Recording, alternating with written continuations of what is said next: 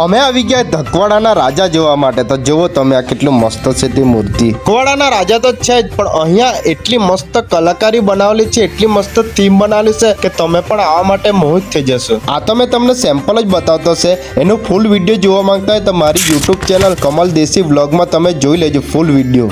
એમ તો મહારાષ્ટ્ર તો નહીં જવાય, પણ યાર તમને બતાડમ હરિશ્ચંદ્રગઢ. ભાઈ સાહેબ, હું થીમ બનાવી એક લાઈનમાં કેમ તો એક નંબર. મેં તો ખાલી વિડીયો જ બનાવું, પણ આ થીમ બનાવવા માટે કેટલા દિવસોની મહેનત હે ભાઈ, લોકો કેવું પડે હે. એમ તો અમારે ઘેર સાઈડ નજીક બહુ આવી રહી, પણ આજે તો પકડી જ લેતા. ચાલો હવે જવાના છે આપણે દેવસરના રાજા જોવા માટે બિલ્ડીમોરા.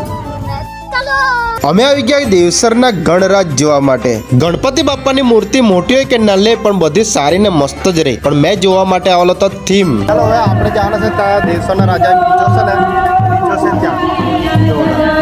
ક્યાં જવાના આપણે? મેં આવી ગયા દેવસરના રાજા જોવા માટે ને ભાઈ સાહેબ ખરેખર હતા રાજા જેવી થીમ. હવે આપણે જવાના છે મન્નતના રાજા. મેં આવી ગયા મન્નતના રાજા જોવા માટે ને ભાઈ સાહેબ મેં અહીંયા આવીને એવું મને અહેસાસ થયો કે મેં તો મહેલમાં આવી ગયા હું. ગણપતિ બાપ્પા મોર્યા, આ મોર્યા શબ્દ કેમ લગાવવામાં આવે? જે ગણપતિ બાપ્પાનો મોટામાં મોટો ભક્ત હશે તે જ કમેન્ટમાં જણાવશે.